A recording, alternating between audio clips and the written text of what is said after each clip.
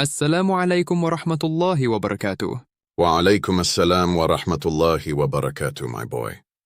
I'm very happy to see you again. Are you ready to continue our lesson today?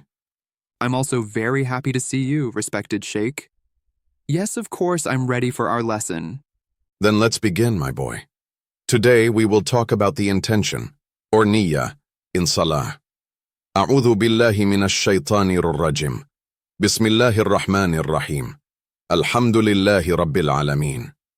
As-salatu was-salamu ala rasulina Muhammadin wa ala alihi wa ashabihi ajma'in. The intention is one of the essential conditions of Salah. It means a firm decision and determination in the heart. It is when a person consciously decides to perform an act and knows for what purpose it is done. In Salah, intention means sincerely wanting to perform the prayer for the sake of Allah's pleasure, and knowing exactly which prayer one is about to perform.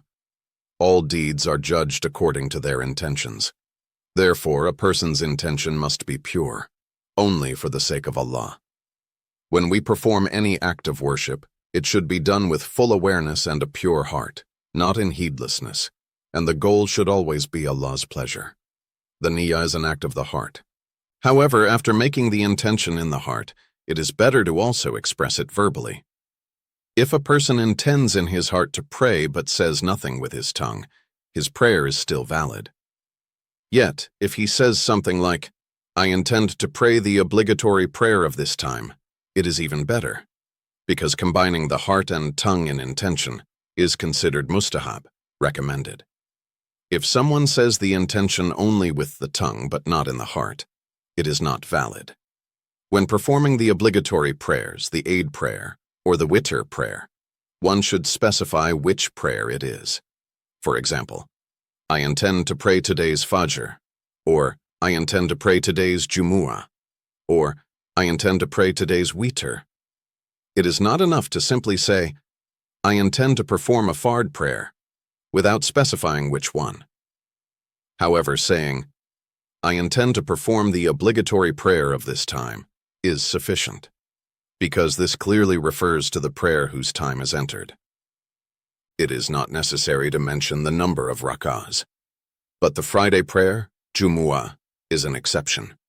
One cannot pray it by saying the obligatory prayer of this time, because its time coincides with the time of Dhuhr.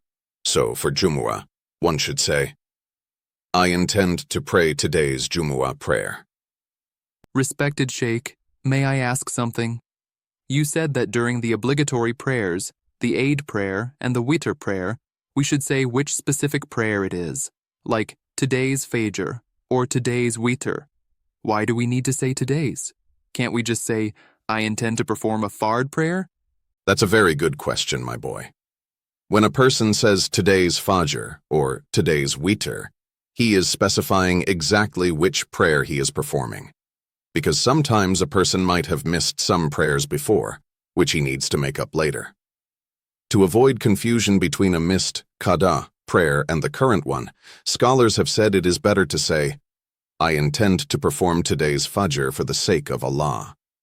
This way, the intention becomes clear and precise. But if someone just says, "I intend to perform a fard prayer," and in his heart he understands that it is the prayer of this current time, is his intention still correct? Yes, of course, my boy. The intention is first and foremost what is in the heart. If a person knows in his heart that he is praying the obligatory prayer of the present time, his intention is valid, even if he doesn't say the word today's. But if he is unsure which prayer he is performing, or he just says fard without any understanding, then such an intention would not be clear. That's why, for better understanding and clarity, it's recommended to say, "Today's Fajr," or the obligatory prayer of this time. This helps ensure that the person does not make a mistake and that his Salah is performed correctly. As for voluntary nafila prayers, it's enough simply to make the intention to pray. However, one may also say, "I intend to perform the first sunnah of this time," or the last sunnah. It's not necessary to specify whether it's an emphasized sunnah, muakkada, or not. For the Taraweeh prayer, one should say, "I intend to perform the Taraweeh prayer." This is the safer and better way, since Taraweeh is performed after the obligatory Isha and its Sunnah, but before the Witr prayer. If someone joins the congregation without knowing whether the Imam is performing the obligatory prayer or Taraweeh, he should make the intention for the obligatory one. If the Imam is indeed praying the obligatory Salah, the person's prayer will be valid. But if the Imam is praying Taraweeh, then that prayer will count as a voluntary one for him. Since Taraweeh cannot be performed before Isha, such a prayer will not replace Taraweeh. In that case, the person must first pray the Isha, then join the congregation for Taraweeh. Inshallah, we will discuss this in more detail in our future lessons. It is better to make the intention close to the time of saying Takbir, Allahu Akbar. However, it is also valid to make it earlier, as long as nothing invalidating, like talking or eating, happens in between. For example, if someone makes the intention while taking wudu, and then goes straight to the prayer place without doing anything inappropriate, his intention remains valid, even if he doesn't consciously recall it again. But making an intention after starting the prayer, after saying Takbir, is not valid. This is the stronger opinion. If a person makes the intention thinking that the time of prayer has not ended, and later realizes that the time had actually passed, then his prayer counts as qada, a make-up prayer. If a person intends to pray both Dhuhr and Asr during Dhuhr time, his intention applies only to the prayer whose time has already entered. If someone begins a prayer as a voluntary one, nafila, but then changes his intention and makes a new takbir for an obligatory one, his prayer becomes the obligatory prayer. And the same is true in reverse.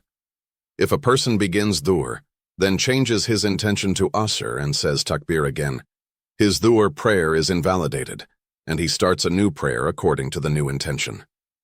When praying in congregation, jama'ah, one must also make the intention to follow the Imam. He should say, I intend to perform today's obligatory Dhuhr prayer for the sake of Allah and to follow this Imam. If he starts praying without the intention to follow the Imam, his prayer will not be considered as part of the congregation.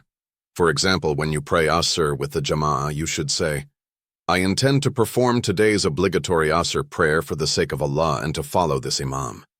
If you begin without this intention, your prayer won't count as a congregational prayer. If a person makes the intention to follow the Imam and starts praying, but the Imam hasn't yet started, then his following is not valid. Even if he says Allahu Akbar a moment before the Imam finishes saying it, he is not considered to be following the Imam. In that case, he must repeat the takbir and start again after the Imam. For example, if you are about to pray Maghrib with the Jama'ah and you say Allahu Akbar before the Imam finishes his takbir and folds his hands, then you have started before him, and your prayer will not be valid. So, my boy, always begin your prayer only after the Imam has completely finished saying Allahu Akbar. Respected Sheikh, thank you very much for today's lesson.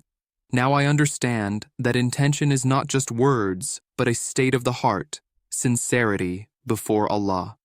Insha'Allah, I will always remember this whenever I perform my Salah. MashaAllah, my boy. May Allah reward you for your eagerness to learn. Remember, all deeds are judged according to their intentions. If your heart is pure and you pray only for the sake of Allah's pleasure, then even the simplest actions become acts of worship. May Allah strengthen us all in sincerity and accept our prayers. Wassalamu alaikum wa rahmatullahi wa barakatuh.